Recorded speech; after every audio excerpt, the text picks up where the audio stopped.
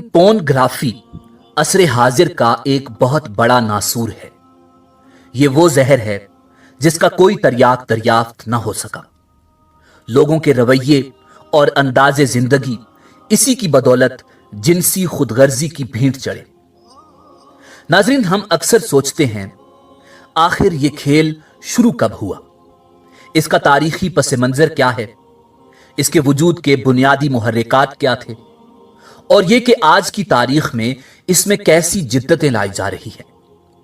नाजरीन, तारीख में सबसे पहले पोर्नोग्राफी बतौर हथियार सुल्तान सलाहुद्दीन अय्यूबी के दौरे हुकूमत में हुई।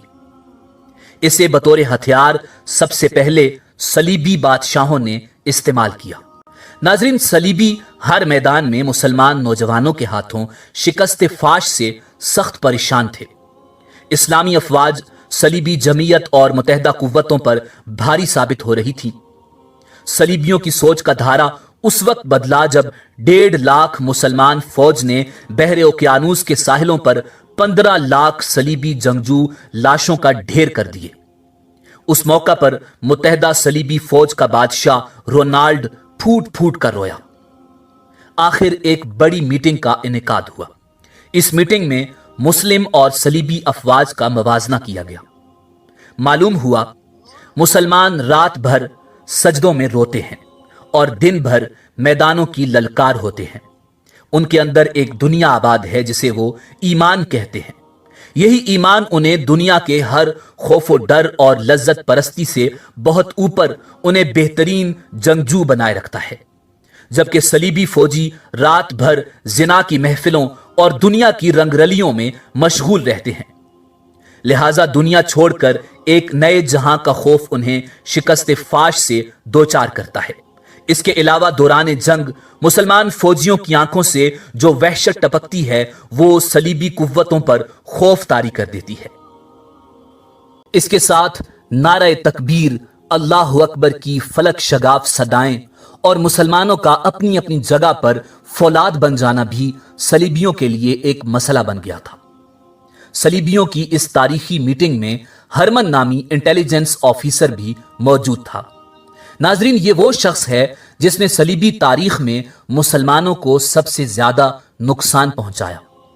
ये निहायत शातिर और ज़हीनो फतीन शख्स था। उसने मुसलमान और सलीबी नौजवानों पर बात करते हुए कहा, मेरी 60 साल जिंदगी का तजर्बा है कि एक अयाशी पसंद वजूद कभी भी जिंदगी के मैदान में बेहतरीन सिपाही नहीं बन सकता, खुसूसन वो लोग जो सेक्स के मामलात में ज्यादा दिलचस्पी रखते हैं। उनकी जिस्मानी और रूहानी ताकतें खत्म होकर रह जाती हैं। अगर मैं मुस्लिम फौज की बात करूं तो मुसलमान फौज में ऐसे नौजवानों की अक्सरियत है जो सेक्स की लज्जत से यकसर नाआशना है।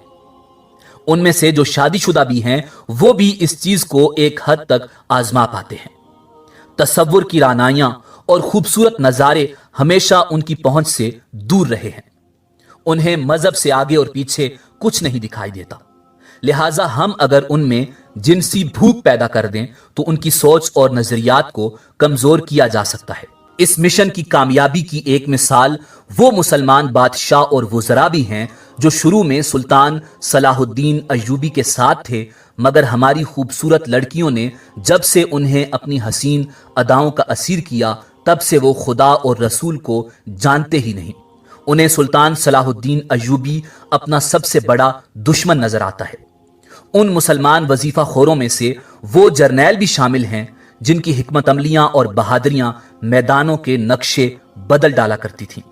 आज वो सलीबियों से निगाहें झुकाकर बात करते हैं क्योंकि हम उनके अंदर औरत और जिनसियात की रूह दाखिल कर चुके हैं।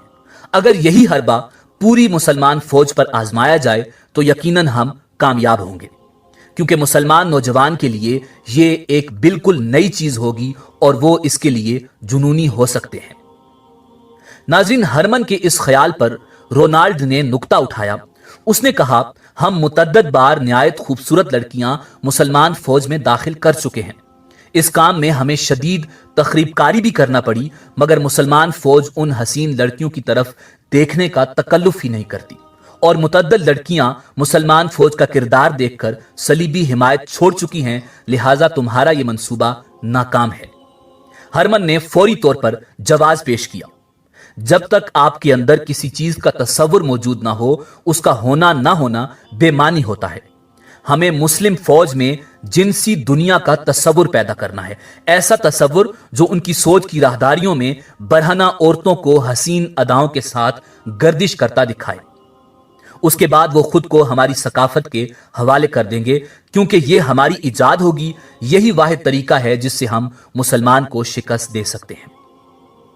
رونالڈ ہرمن کی اس بات پر بہت زیادہ سنجیدہ ہو گیا اور سرگوشی برے لہجے میں بولا، آخر تم کہنا کیا چاہتے ہو؟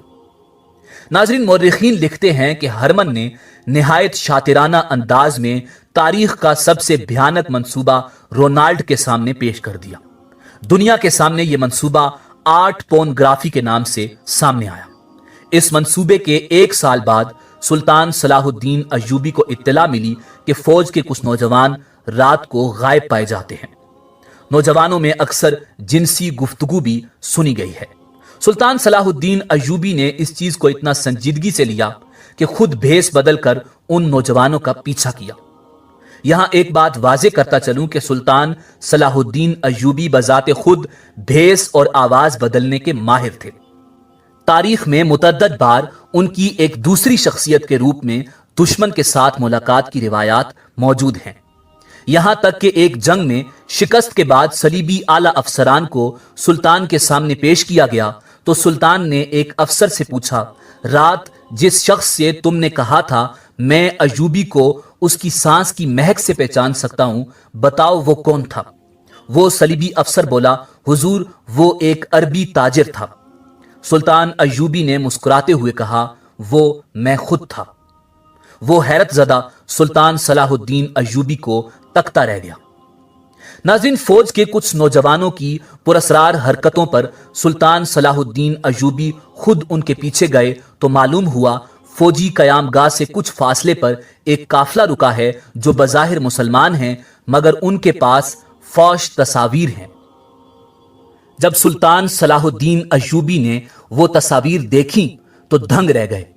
ان میں ایسی منظر کشی کی گئی تھی کہ کوئی بھی نوجوان سیکس کے لیے جنونی ہو سکتا تھا۔ اسی دوران سلطان صلاح الدین ایوبی کو دمشق اور مصر کے دیگر شہروں سے اطلاعات ملی کہ شہر میں فوش تصاویر کے قبہ خانے کھل گئے ہیں جہاں جنسی اشتعال انگیز تصاویر دکھائی جاتی ہیں۔ نوجوانوں کو جنسیات کی باقاعدہ تعلیم دی جاتی ہے۔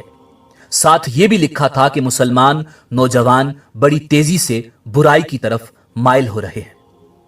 سلطان صلاح الدین ایوبی نے فوری اپنی جنگی پیش قدمی روکی اور پورنوگرافی کے اس ناسور کے خلاف محاذ کھولا۔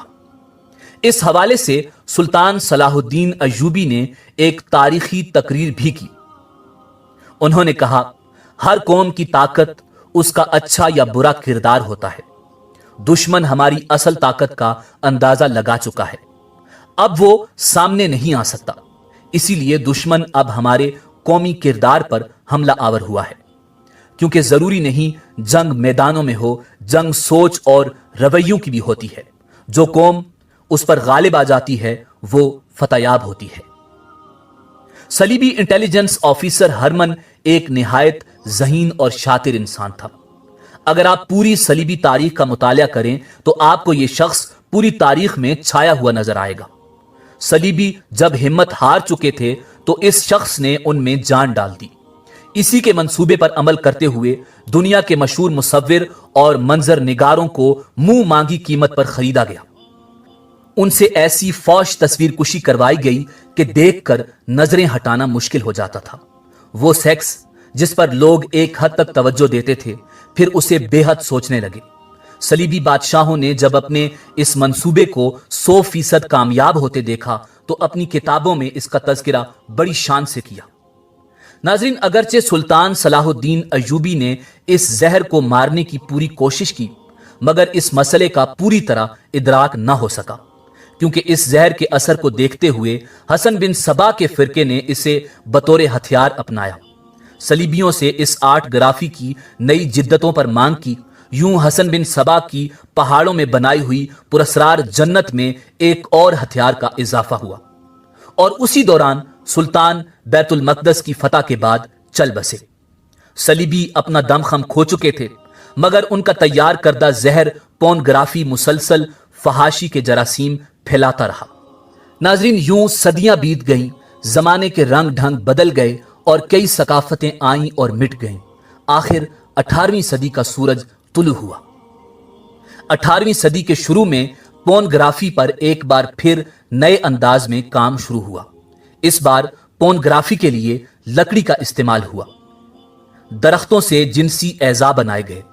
फ्रांस में हुए एक तमाशे पर लोगों का हुजूम लग गया। लोग बेपनाह दिलचस्पी से लकड़ी के बने जिनसी सामान और दरख्तों पर हुई ज्यादती देखने जोक दर जोक आ रहे थे। इस वुड पोर्नोग्राफी पर लोगों में जिनसी आजाद ख्याली पैदा हुई। लिहाजा लोगों की दिलचस्पी देखते हुए अमेरिका, फ्रांस और लंदन में वुड पोर्नोग्राफी के छोटे छोटे पोर्न हाउस खुल गए, जो एक छोटा सा जंगल होता था जिसमें पोर्नोग्राफी के फनपारे दरख्तों पर अयां होते थे। नाजरीन, सन 1839 में कैमरा इजाद हुआ। इस इजाद ने जहां साइंस की दुनिया में एक बहुत बड़ा जादू किया, वहीं यह बहुत जल्द पोर्नोग्राफी का अहम हथियार बन गया। सन 1855 में पहली बार इसे पोर्नोग्राफी के लिए इस्तेमाल किया गया। नाजरीन, सन 1876 में वीडियो टेक्नोलॉजी के वजूद में आते ही यूरोपीय ममालिक में फिल्म साज इंडस्ट्री का इब्तिदाई ढांचा बनना शुरू हुआ। इसके साथ ही तारीख में पहली बार बाकायदा पोर्न इंडस्ट्री का आगाज हुआ। पहली पोर्न फिल्म 1895 में रिलीज हुई। नाजरीन, सन 1920 तक यूरोपीय तहजीब पोर्नोग्राफी के इस जहर में डूब चुकी थी। अवाम सरेआम सड़कों को बेडरूम बनाए अपना शौक पूरा करने लगी। साइले समंदर अयाशी के अड्डे बन गए। मियां बीवी एक दूसरे की जिम्मेदारियों से भागने लगे। सन 1970 में पोर्नोग्राफी का जहर बरे सगीर में दाखिल करने की कोशिश की गई। पहले पहल ये सिर्फ तस्वीर पर मुश्तमिल था। इसे वीडियो दिखाने के लिए यूरोपीय कंपनीज ने पाकिस्तान और भारत में पोर्न सिनेमा की इजाजत चाही। इसके जवाब में सिर्फ इनकार ही नहीं किया गया, बल्कि पोर्नोग्राफी को बाकायदा एक जुर्म करार दिया गया। मगर 1980 में वीसीआर टेक्नोलॉजी बरे सगीर में आम हुई। अगरचे 70 की दहाई में कंप्यूटर भी पाकिस्तान में इक्का दुक्का जलवागर हो चुके थे, मगर आम लोग इससे नाआशना थे। लिहाजा लोग पर्दा स्क्रीन से हटकर वीसीआर की तरफ मुतवज्जे हुए। उसी दौरान पाकिस्तान फिल्म इंडस्ट्री भी पूरी शान से उभर कर सामने आई। यूरोपीय कंपनीज ने जब एशियाई लोगों का वीसीआर की तरफ रुझान देखा तो उनकी आंखों में लालच की चमक पैदा हुई। यूं फौश फिल्में पाकिस्तान, भारत और दीगर एशियाई ममालिक में ब्लैक होकर बिकने लगी।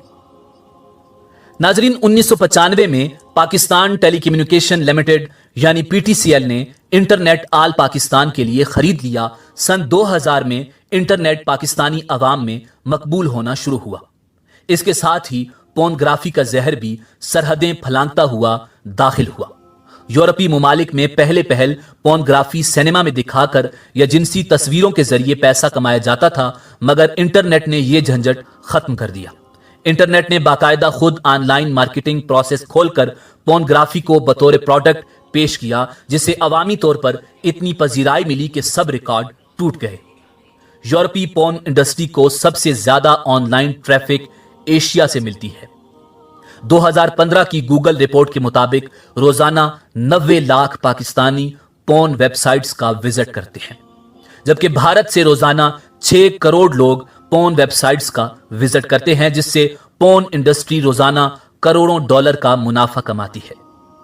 नाजरीन, ये वो तादाद है जो वेबसाइट्स ब्लॉक होने के बावजूद किसी न किसी तरह मतूबा साइट्स तक पहुंच जाती है, जबकि गूगल पर पोर्न तस्वीर देखने वालों की तादाद पाकिस्तान और भारत में करोड़ों में है। नाजरीन, आज अगरचे मुसलमान भी इसका शिकार हैं, मगर फिर भी हम अपने मजहब, सकाफत और नस्ल को लिए बराबर चल रहे हैं, जबकि मगरबी मुआशरा इस कदर टूट चुका है कि आर्टिफिशियल बच्चे पैदा करने पर गौर किया जा रहा है। 2013 में अमेरिकी पार्लियामेंट में इस बात का एतराफ किया गया था कि 2050 तक इस्लाम की अफरादी पावर पूरे यूरोप पर हावी हो जाएगी। लिहाजा इस्लाम को हर तरफ से घेर कर महदूद किया जाए। लोगों के दिलों में इस्लाम के लिए नफरत पैदा करके उन्हें अपने आज़ाद मुआशरे का हिस्सा बनाया जाए। یہی وجہ ہے کہ آج پوری دنیا میں اسلامی شدت پسندی دکھائی جا رہی ہے. سوشل میڈیا پر ملحد اسلام کو نوچ رہے ہیں. سیاست میں بڑے بڑے لبرل داخل کیے جا رہے ہیں. مقبوضہ علاقوں مسلمانوں کا قتل عام کروایا جا رہا ہے کیونکہ دشمن جان چکا ہے کہ اس کا ہتھیار خود اس کی قوم کو ختم کر چکا ہے.